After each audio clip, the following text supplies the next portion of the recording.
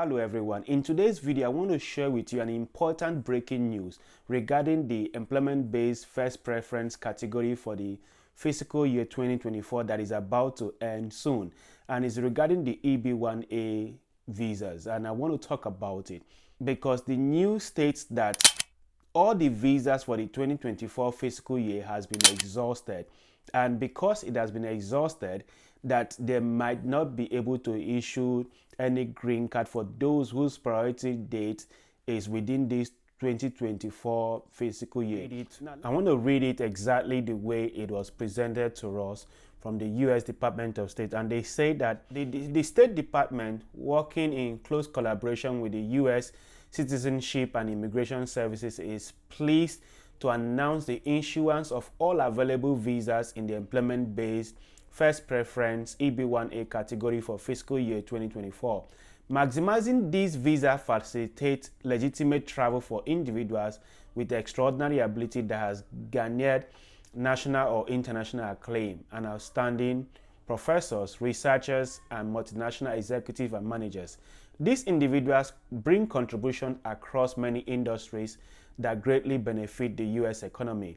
The Immigration and Nationality Act limits the number of employment-based preference immigrant visa that may be issued within a fiscal year. Specifically, INA 203 Section B, subsection 1 provides that the annual limit for EB-1A visas is 28.6% of the worldwide employment limit. Since all available EB-1A visas for fiscal year 2024 has been used, embassies and consulates may not issue visas in this category for the remainder of the fiscal year. The annual limit will reset with the start of the new fiscal year, that is fiscal year 2025, on October 1st, 2024. At that point, embassies and consulates may resume issuing immigrant visas in these categories to qualified applicants. Now, let's take note that the 2024 fiscal year started from October last year and is going to end in their calendar year, which is coming to an end September. And the next visa bulletin that we are going to be expecting is going to start from October of 2024. Now, in case you don't know about the EB-1A visa, the EB-1A visa is for those who have achieved extraordinary ability, who have sustained national and international acclaim, who may actually be an outstanding professor or researcher or multinational executive or managers. According to the Immigration and Nationality Act, the employment-based visa, the EB-1A, actually helps the United States to attract individuals that bring contribution across industry that will greatly benefit the United States.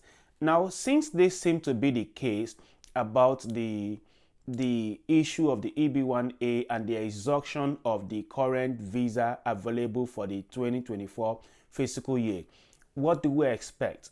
My prediction is that the visa bulletin will still stay current as the fiscal year is starting in October, which is the next visa bulletin that you and I are going to be expecting. There might not be any huge changes as regards to the EB-1A visa, because the news that we got today, August 27, 2024, made us to understand that every available visas regarding the EB-1A has been exhausted, which means that they have maximized everybody who applied for the EB-1A and whose priority date is current within the 2024 calendar year. Since every visa has been exhausted, it means that once the new fiscal year starts, that they are going to, give out numbers for the available visas that's going to be available.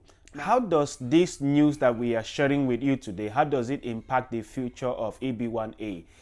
Now, we have to take note that there have been retrogression for the EB-2 NIW for almost 2 years now, and the retrogression is pushing people to apply for the EB-1A.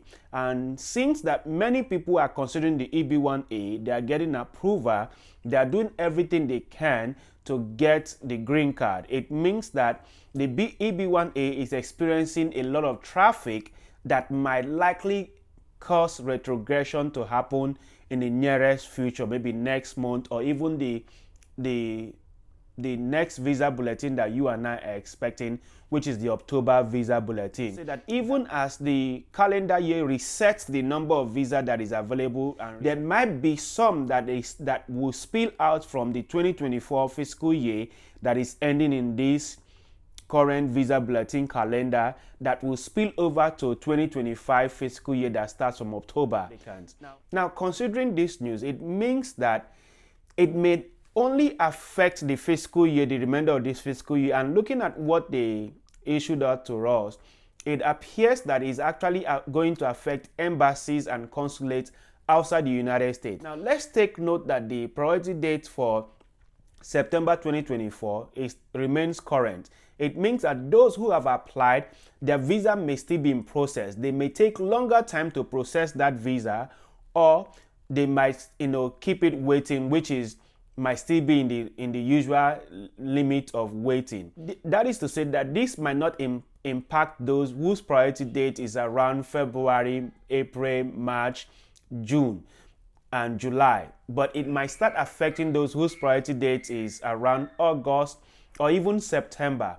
Now, considering what is before us, what is my prediction? My prediction is that we might experience retrogression for the EB-1 anytime from now. And if this retrogression happens, many people are going to be stuck and waiting for their priority date to be current, the same way it's happening to the EB-2 NIW.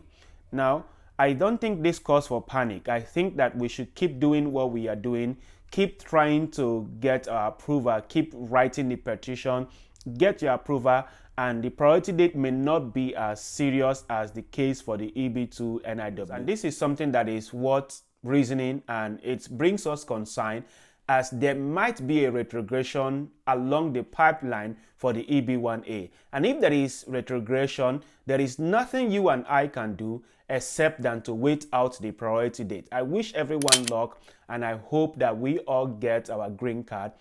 Now, if you're considering paying for your petition and don't know how to pay for it, click this link. I have made a video on how to pay either with a credit card or with a money order.